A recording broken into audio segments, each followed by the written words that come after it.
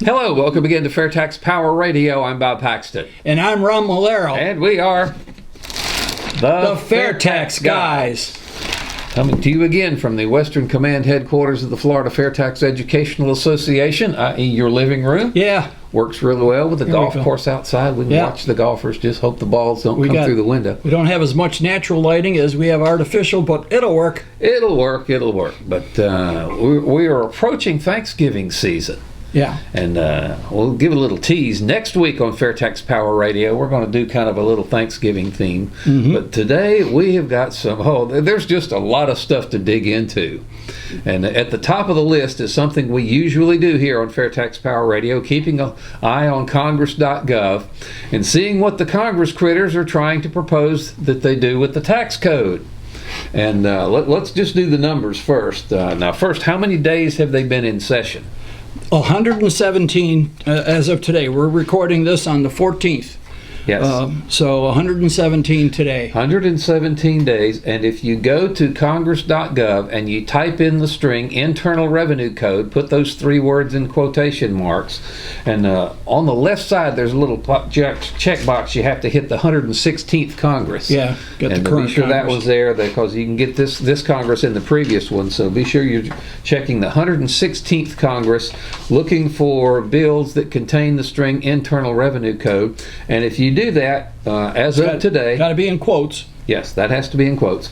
But if you do that today, you get 1,203 hits on that search. So, 1,203 proposals to change the tax code, and the 116th Congress hasn't been in session for a year yet. Oh, I'll tell you what. And we were talking on FairTax Power Radio a couple of episodes ago about how the Congress critters like to use the tax code for social engineering purposes. Yep. And I got to tell you, these are the two worst examples of that I have ever seen. They were introduced yesterday. You said we were recording this on the 14th. These were introduced on the 13th, yesterday. Companion bills, one in the House, one in the Senate. They both say the same thing. The House bill is H.R. 5066.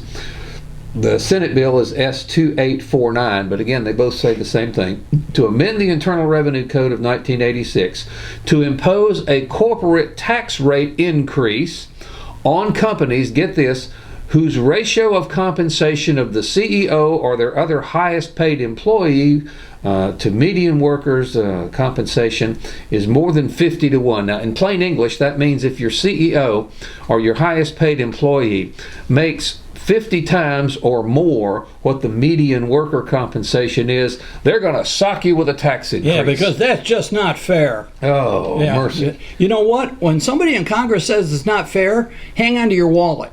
Okay. Because that's what's going to happen. It's none of their business what this private company does, or any private company. Yeah. Remember, that is the private sector, not the public sector. Congress should stick to the public sector and quit messing around with the private sector, because every time they do, they screw it up. All right. Yeah, now, just who do you think would say if your highest paid employee makes 50 times or more what your average worker compensation is, we're going to tax you? Who do you think would do that? Yeah. Let's see. How about a couple of presidential candidates? The Senate bill was introduced and is sponsored by Bernie Sanders. It has one co-sponsor. Let's see. Who would that be? Try Elizabeth Warren. Okay, another presidential. So, anyway, the Congress is trying to tell, or certain Congress critters, hopefully this is one of the proposals that will not become law, but we've got Congress critters out there, and I'd like to think this is just kind of political grandstanding for election season. Yeah, they can say, I submitted a bill that's going to take care, because wealth envy is a big deal with them. If these companies, pay their CEOs more than 50 times what the average worker makes, that's not fair, and we're going to sock you with a tax increase. Now, fair warning, this type of wealth envy is why we have the income tax, and that's going to be part of what we're talking about today. As a matter of fact, it is. Yes, but we're going to be going through a rather detailed history of the income tax, how it came to be, and some of the sordid details. But wealth envy is why we have the fair tax. It's why it was ratified by 38 of the 48 states. They had over 75% ratification, and it was because of wealth envy. Okay. Well, before we get into that, you always want to do our Grassroots Corner for the week. Yeah. Which, again, is a feature that Jim Bennett puts out, highlighting various fair tax volunteers all over the country. Idea, of course, is to inspire folks to get out and do stuff and to give them some ideas about what they can do, what other people are doing. So have at it. So this one is for November 15th, and that will have been published by the time you see this video. Okay, we mentioned in a recent issue of Grassroots Corner, Claude Mercenich of Iowa continues to pound the staff of his Democratic representative, Abby Finkenauer. Go for it. Claude has been making progress. Here's Claude's report. Wow, I had a great 20-minute meeting with Stephanie Brzezinski, Berzuki, okay, who is Congresswoman Finkenauer's legislative director. I did not get shut out. She asked a question about whether exports would have the fair tax applied, and I said definitely no, and that includes agricultural products. Iowa is the world's largest producer of corn, so obviously that's a big deal in Iowa, so it's pretty important here. I also spent time explaining how the prebate works, and that the prebate makes the fair tax progressive, which is extremely important to Democrats. And he goes on how he summarized, but this is good. Claude has been a tireless worker, you might say, or he's been persistent about getting to his Democratic congresswoman, and that's good. So if your Congress critter has a D out behind their name, don't give up on them. Yeah. And so the fact that he had a 20-minute time with the congresswoman's legislative director, that's very good. And if we were all doing that, we'd be a lot better off. I'm fortunate here that in my district, Congressman Yoho is a co-sponsor and has been since he was first elected to Congress. So that's good. But there's a lot more detail in here, but you can read this. You can read the Grassroots Corner. Every Friday, the Americans for Fair Taxation publishes an email of they call Fair Tax Friday. It's got Steve Hayes' chairman's report.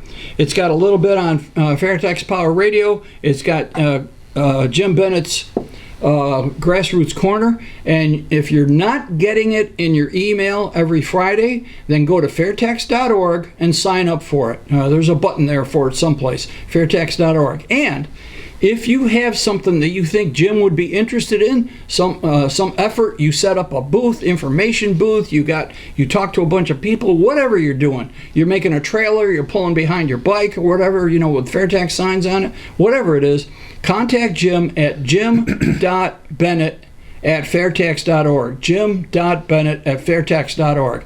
Let everybody know what you're doing to promote the fair tax, because it inspires other people. Absolutely. Okay, let's dig into our history lesson today. I'm not sure who said it, but it's a fairly famous quote. Those who do not understand history or are not familiar with it are condemned to repeat it. Yeah, that's... So we figured let's just go dig into the history of the income tax. We've been saying on FairTax Power Radio for quite a while just how remarkably unstable the income tax is. Yeah. And we're going to go back here, and we're going to use a couple of resources here. The White FairTax book, Bortz and Linder's book, has their very first chapter is the history of the income tax. But we found on Facebook, and I do not see a specific author's name associated with this, so if we knew exactly who wrote this, we'd give them credit. But there is a Facebook page called The Founders, Religion, and Government. And on November 4th, they posted an incredibly detailed article about the history of the income tax. I've never seen this much detail before. I'd love to know where they got it. Somebody really did a lot of homework. They did, and we'd love to give them credit for it, but the best we can do is say this is on the Founders, Religion, and Government Facebook page if you're there. Yeah. And so let's just kind of dig in and see right back from the beginning how unstable the fair income tax. The fair tax is quite stable. Well, How course. unstable the income tax has been, which is a really good reason to get rid of it. Yeah, it is. And the fact that they didn't have an income tax until the Civil War, and both the North and the South implemented a kind of an income tax, if I'm not mistaken. That was in the White Book. Bortz mentioned that. But we've got more detail about what the North did. So, we're going to kind of skim lifting stuff from this article at the Founders Religion and Government Facebook page. They said the first instance of a tax on income was during the Civil War. The North needed the money to fund the war effort. 1862. Yep. They passed a tax of 3% on incomes over $600. Now that's $600 in 1862 dollars. Adjusted up today, that would be like $13,817, which is not a tremendous amount. No, they were hitting a lot of folks there. Yeah. And if your income was over $10,000 in 1862, that rate went up to 5%. So, they did that. In 1872, after the war was over, the income tax was 2.5% for those earning $2,000, which would be $38,495.14 today.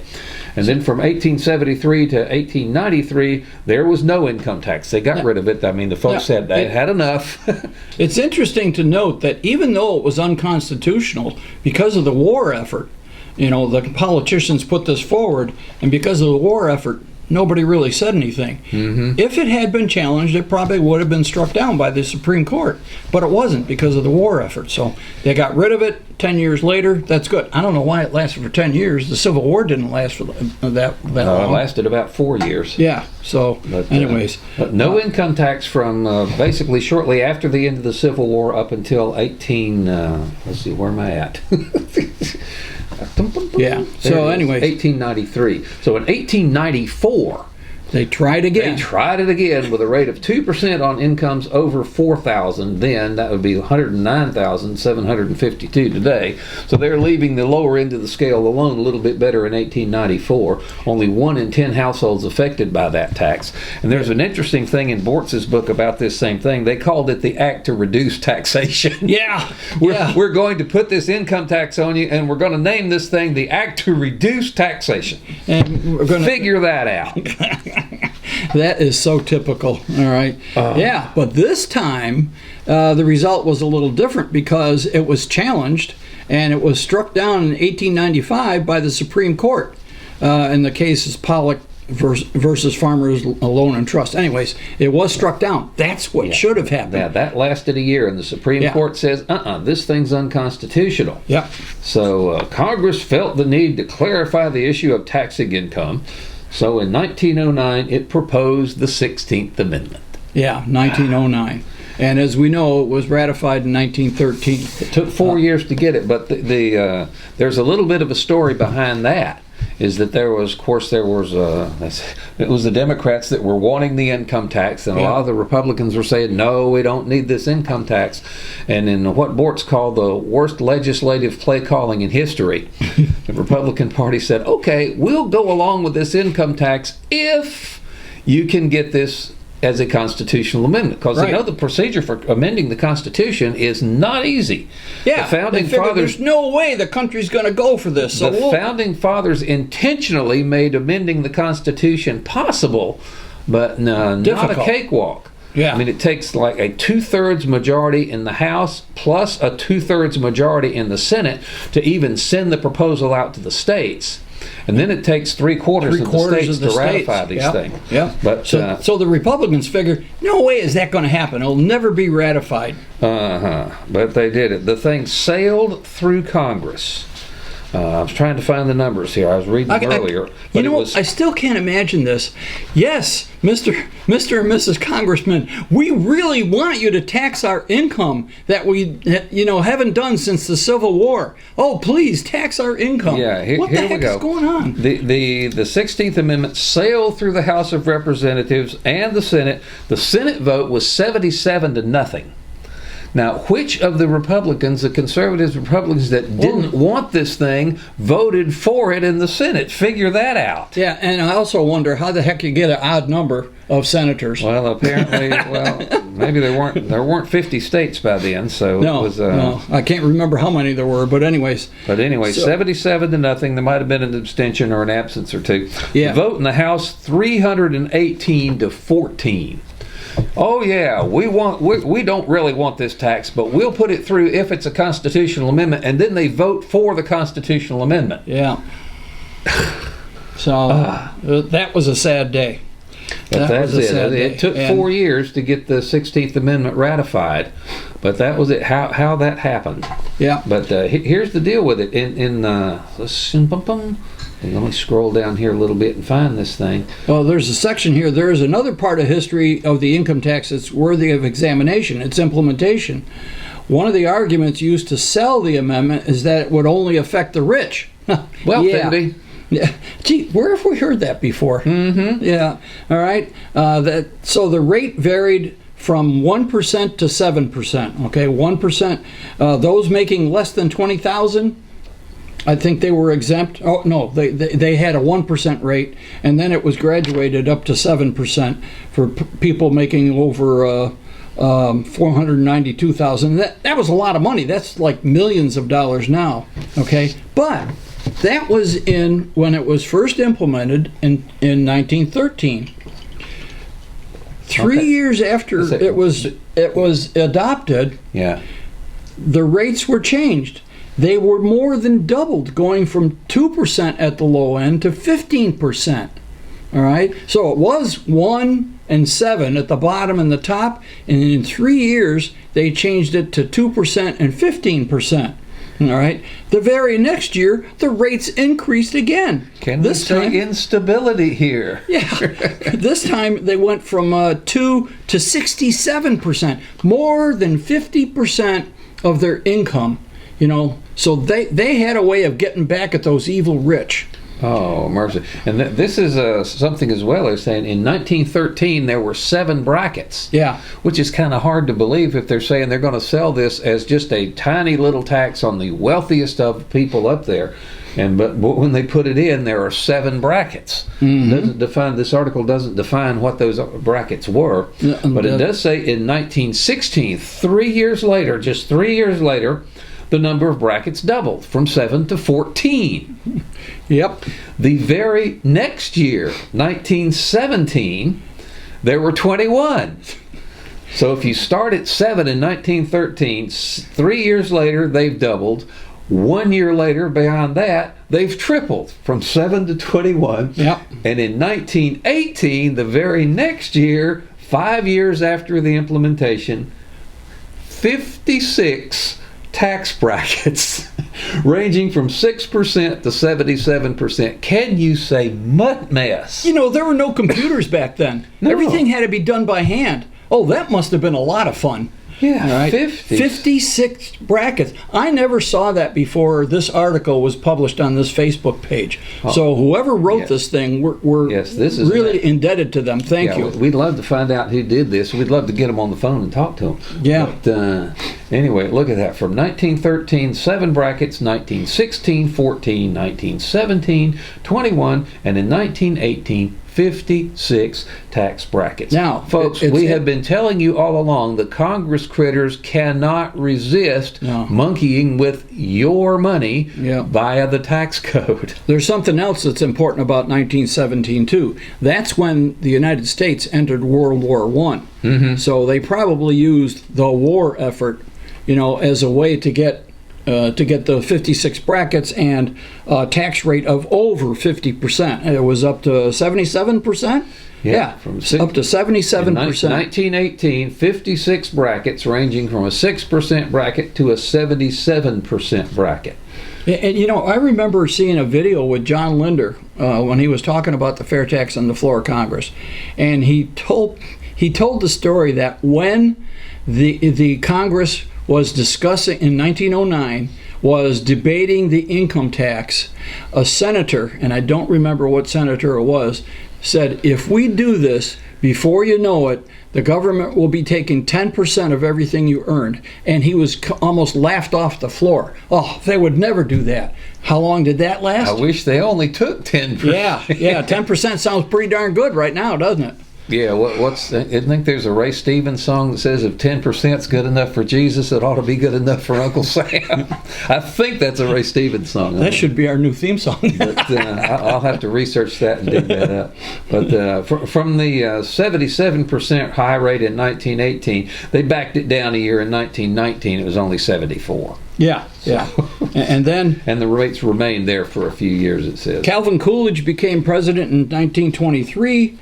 And the rates started coming down. Well, prior to his I think his predecessor was assassinated, wasn't he? Oh, no, you're going to... Or he died in office. But anyways, because in 1923... You'll have to ask Randy Fisher that question. Yeah. He's the expert on American history. Especially Coolidge. The rates began to be reduced in 22. And then in 24, a high rate of 46. So for the first time in years, they brought the top rate down under 50%, where the income earner could actually take home more than they gave to Uncle Sam. What a concept. But that didn't last long. 1932, rates and brackets began to increase again, climbing the range in 1932 was 4% to 63. And they almost broke their record for brackets, 55 brackets in 1932, with no computers, as you know. That's insane. So, yeah. So when we say that the income tax is unstable and that Congress critters cannot resist messing with it, there's the proof, folks, right there in black and white on your computer. There's also a sentence here that I found interesting. Okay. After World War II, the rates began to come down, but so slightly as to be unnoticeable. Then, in 1949, the IRS further complicated the code by adding different tax statuses. And the income tax stayed for only minor changes until JFK. So that's the first time we heard about the IRS adjusting, I don't know what they meant by statuses, but we know that the IRS they make a lot of rules. Sometimes they're challenged in court and they lose, but they still make these rules that are not passed by Congress, not debated by Congress, not voted on by Congress, but the IRS makes these rules, these statutes, that have the force of law. So you've got the bureaucratic state here handing down all kinds of laws that Congress never talks about, never voted on. It's not a good situation. Absolutely, and I like this next statement out of the, let's say, our Miss Producer is saying Warren Harding died, Coolidge was the vice president. Okay. Yeah. Okay, he passed away. Okay, yeah. All right, there we go. But now, they mentioned John F. Kennedy a second, that they stayed kind of stable until he came along. Kennedy believed, quoting this article again, Kennedy believed that high taxes on income were detrimental to the economy and the lives of the people. Now, he would be drummed out of today's Democratic Party. Yeah, I think so. But that was the thinking in 1960 when Kennedy was the president, that believed that high taxes were detrimental to the economy and the lives of the people, said that lowering taxes would stimulate the economy, for a rising tide raises all ships. Amen, he was right. So Congress acted again. The rates were lowered in 1964. This was after he was gone, though. 1964, the range was 16% to 77. That's still too high. The following year, 14 to 70, and they kind of stayed there for over a decade, until 1977, when the bottom rate was cut to zero. Fair tax rate. Yeah. That's the fair tax rate on income is zero. But that's it. But that only applied to those making less than $3,200, which would, in today's dollars, would be $12,873. And so only the truly poor folks back then didn't pay any income tax. So, but that's it. The next big change comes under Ronald Reagan. Yep. And they got the income tax completely revamped. Unfortunately, it stayed an income tax, but they did rewrite the law. Even with the rewritten law, by the time Congress passes the legislation, and then the bureaucrats get a hold of it and write the statutes and the instructions, still turned out to be about 26,000 pages. Mm-hmm. You know, because the bureaucrats have to justify their position. But again, Reagan president in 1986, when the Internal Revenue Code of 1986, as we still have today, that's what we're operating on now. It's been amended a few times, though, hasn't it? Yeah, a little bit. Over 10,000. Yeah, but Reagan went back to the same principles that Coolidge and Kennedy both understood. Reduce the rates, stimulate the economy, collect more money for the federal government. Okay, so Coolidge reduced the rates, and you had what was known as the Roaring Twenties. Okay, then after Coolidge left office, the rates started going back up again. You know, like Bob already mentioned, 1936 up to 79, and after that we had the Great Depression, and then we had Kennedy drop the rates. All right, and the economy started doing better. Reagan dropped the rates even further. And by 1988, there were just 2 brackets. 54 short of the record. In 1988, just 2 income tax brackets, a 15% bracket and a 28% bracket. And again, the high end, all of this up to there's been up, 70 and north of that. So they stayed there for 3 years. That's amazing. And then the greatest tax break on American citizens since the income tax began is the point that the author. So the point of all this. So did these cuts in the rates mean a drop in revenue? Nope. Alexander Hamilton, quoting him here, if duties are too high, they lessen the consumption. The collection is eluded and the product to the Treasury is not so great as when they are confined within proper and moderate bounds. Alexander Hamilton nailed that one. Yeah, that's right. Yep. So there we go. In 1982, federal receipts were $599.3 billion. In 1989, after the rates went down, $991.1 billion. So let me run that again. In 1982, how is that possible? They dropped the rates, and yet the government got more money. Cutting the rate nearly doubled the revenue the government took in. Because when you get the government out of the way of the American people, they prosper. They work hard. They build businesses. They create jobs. I love the last 2 sentences of this article. We have over a century of history which shows that high rates hurt the country and do not increase the revenue. Why hasn't the government learned this yet? Yeah, well, that would be the subject of multiple books. Oh, but that's it. And we've gone through this pretty quickly. I mean, it will take this is a fairly extensive read. I would urge people to go, those of you that have Facebook, to get the Founders Religion and Government page. You can find that in the search box. Yep. And this was posted on November the 4th, so you'll have to scroll down a ways to find it. But the history of the income tax is one, I mean, it's like a roller coaster. Yeah. And I tell you what, I bet a lot of taxpayers have gotten sick riding that roller coaster. That's a good analogy. I love that. All right. Well, we've got a few minutes left to do the logo store and whatever. And the moral of the story is get rid of the income tax, pass the fair tax. Yes, absolutely. The fair tax is very stable. It's a sales tax. All right. Yeah. The fair tax is a merry-go-round. The income tax is yeah. Forget it. But anyway, that's a really good article. Thank you again. I wish I knew the author's name on that, but we don't. Yeah, maybe we can. Maybe we can figure it out. Send them a Facebook message or something like that. Anyways, we'll give it a try. Okay. FairtaxLogoStore.org. FairtaxLogoStore.org. You can help us out by displaying your support for the fair tax. For instance, you can wear earrings. Are you serious?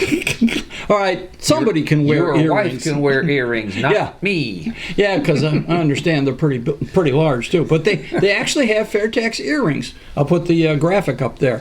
They have nice tote bags. They have several kinds of tote bags. They have this nice zippered one. All right, this is a nice bag. It's heavy duty. It's got a zipper on top. fit a lot of stuff in there. And then they have, it's out of reach, but they have the regular cloth shopping bag that you can take to your grocery store and fill up with groceries. The one thing about those, you put so many groceries in, you can barely lift it up. But anyways, they have those kind of things. They have the, whoops, almost knocked the flag down here. Oops. The FairTax tumbler, all right? I'll put the graphic up for that. And the umbrella. It was gone for a while. The umbrella's back. I'll put a graphic up for that with my lovely wife showing. Don't showing open that off. in the house. All right, yeah, this would be kind of. So, palm cards. All right. Lots of good information about the FairTax on the two sides, websites. All right, this is a good way to get people involved and introduced to the FairTax.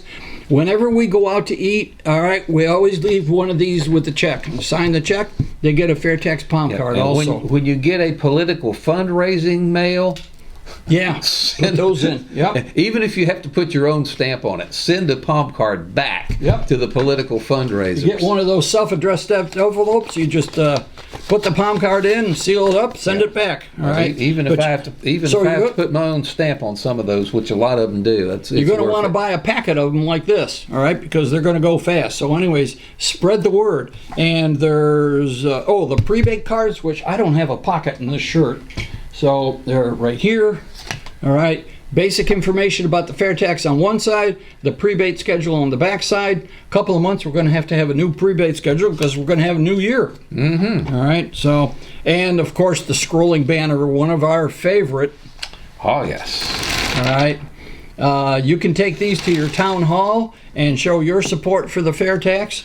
Anyways, there's a lot of other stuff. I mean, there's hats, shirts, and so forth. There's a lot of stuff. So go to FairtaxLogoStore.org. Take a look, peruse through there. Something's going to pique your interest. Pens, buttons, campaign buttons. All right, like this.